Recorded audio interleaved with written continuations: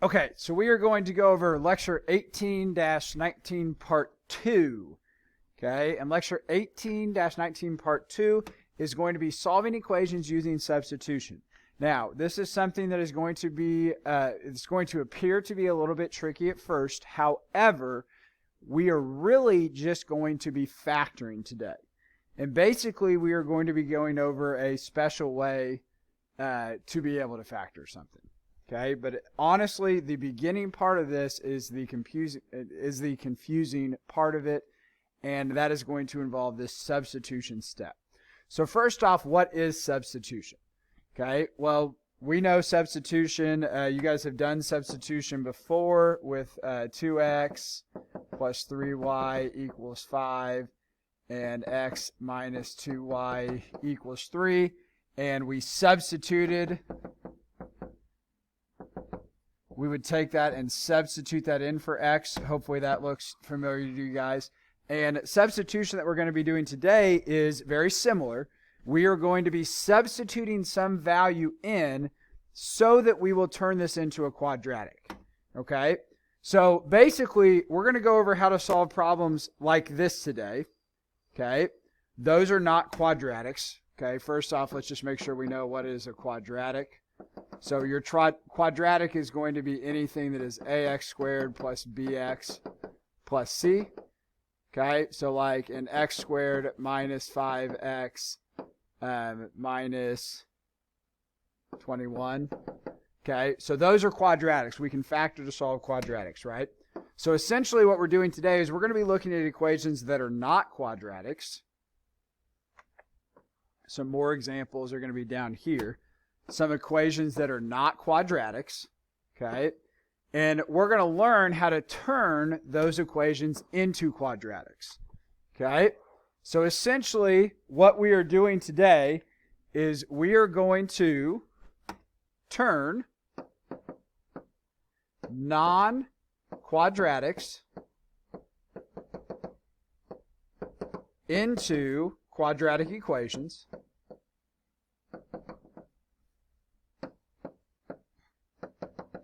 And the whole reason that we are doing that is so we can factor to solve. Okay? So we're going to be turning non-quadratics into quadratics. And what I mean by quadratics is we're going to get it in the form that it's ax squared plus bx plus c equals 0. Okay? We're going to get it into that form, and then we're going to use substitution to get it to that form, and then you guys will be able to factor to solve and find your answers. Okay? So, let's go ahead and get started with this first example here. Okay? So, we are going to be asked to solve, okay, x squared minus 1 squared plus x squared minus 1 minus 12 equals 0. Okay, our first step when we are doing these problems, our step 1, is we need to identify the u value. Okay, now, why do they pick u? U's just something that's not very commonly used. Okay, but basically we are going to say that u equals something. And our goal is to turn this equation into a u squared plus u minus 12 equals 0. Because if I get it to this form right here, that looks like something that I can factor. Okay, so that's my goal. I need to figure out what does u equal. Okay, well, if I look at how it stands right now, I've got x squared minus 1 squared plus x squared minus 1 minus 12, right? So this x squared minus 1 here and this x squared minus 1 here, those are both the same. So I could say that u would equal an x squared minus 1. Okay, u equals an x squared minus 1. Now, what that does for me is that says, okay, this is x squared minus 1, that's x squared minus 1. So I am going to substitute in instead of having an x squared minus 1 in this spot and an x squared minus 1 in this spot, I'm going to substitute in a u. Okay? So I have a u squared plus u minus 12 equals 0. Okay? U squared plus u minus 12 equals 0. And now I'm able to factor to solve that. Okay?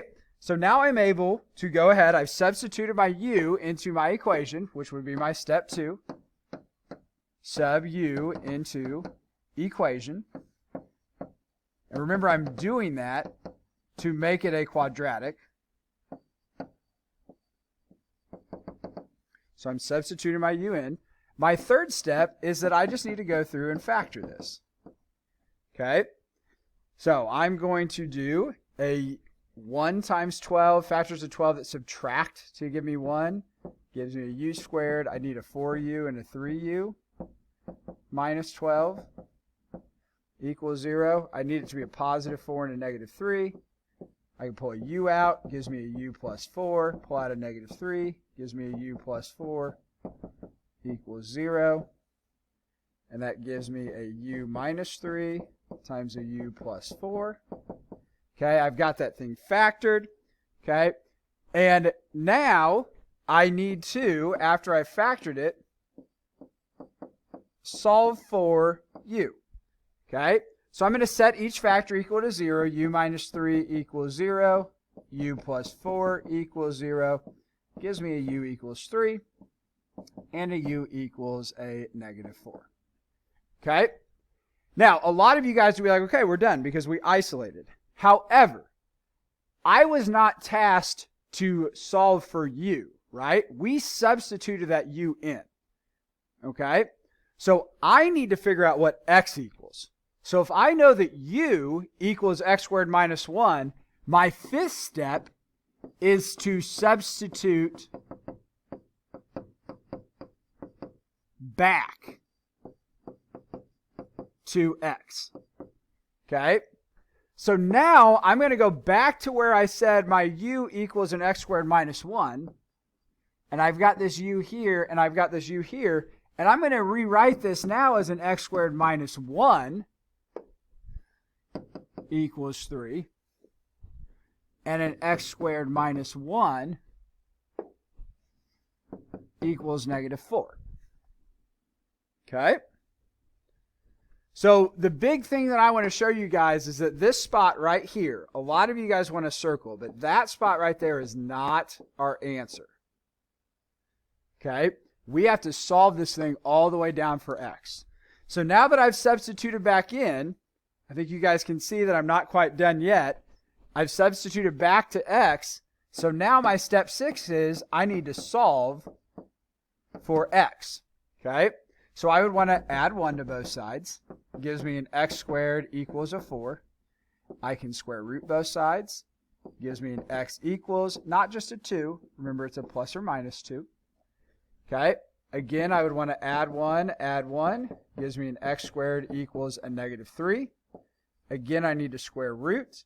Gives me an x equals plus or minus. Now, I don't know what the square root of 3 is.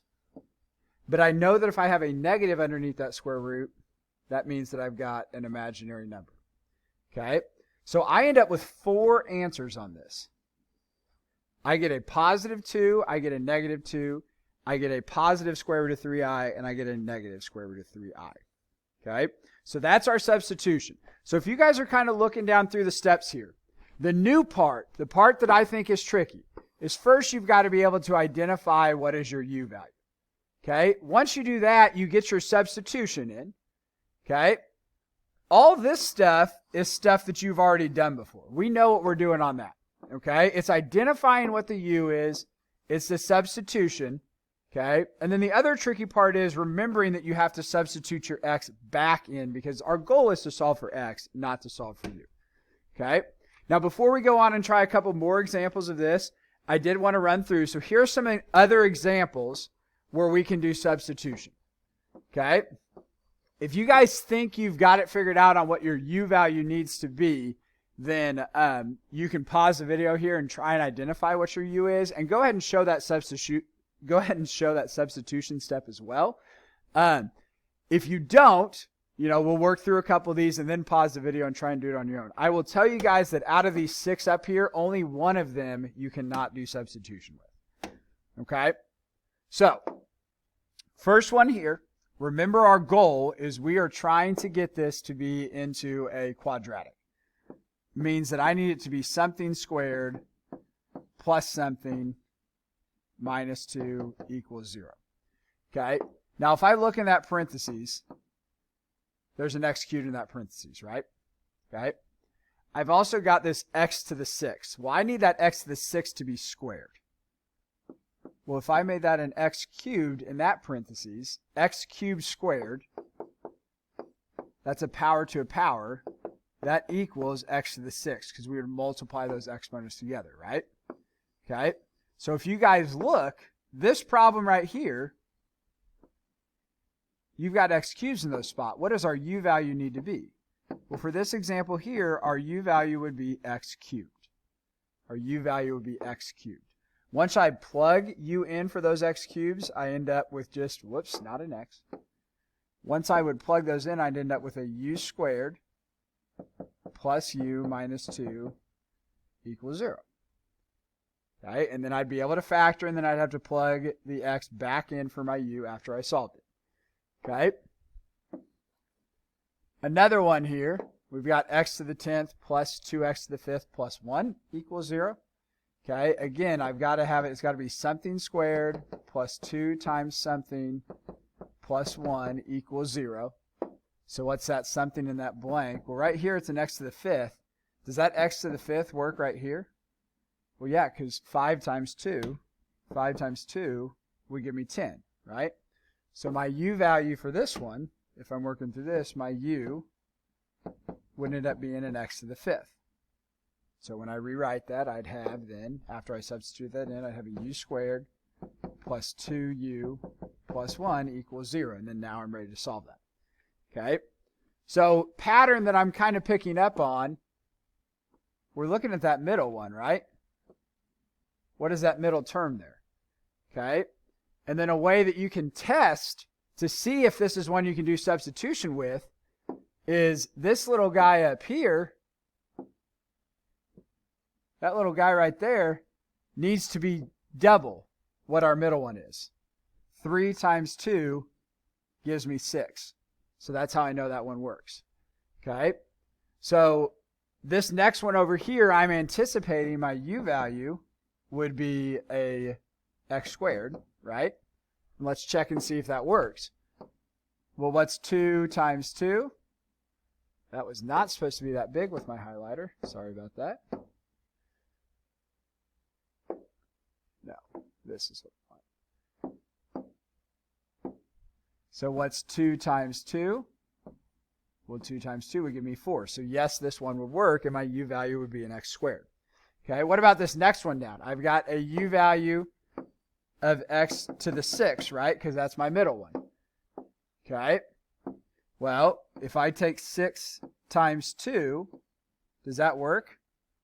No, it does not. So this one here, you cannot do substitution with. You cannot do substitution. Okay? If that was going to be a 6, the only way I could do substitution would be if this was a 12, x to the 12th, that would work. Okay? Next one over, x squared is in the middle, or sorry, x to the 12th, so we're assuming that our u would be x to the 12th power. Check it. 2 times 12 does give me 24. So we could do substitution and u would be x to the 12th. This next one here is the tricky one. You can do substitution with this next one. Okay? Remember, this is going to be something squared plus 2 square root of x minus 3. Okay? We say that our middle term here, that square root of x, right? That's the one that it should be. So we're anticipating that our u equals a square root of x. Does that one work? Well, what is a square root of x squared? Well, the square root of x squared gives me just an x, which is that power there. Okay, so this one I can do substitution with. My u value would actually be a square root of x. Okay, which if you think about it makes sense because square roots are to the 1/2 power. 1/2 times 2 gives me 1. Okay, next video we're going to solve these other two examples on the back.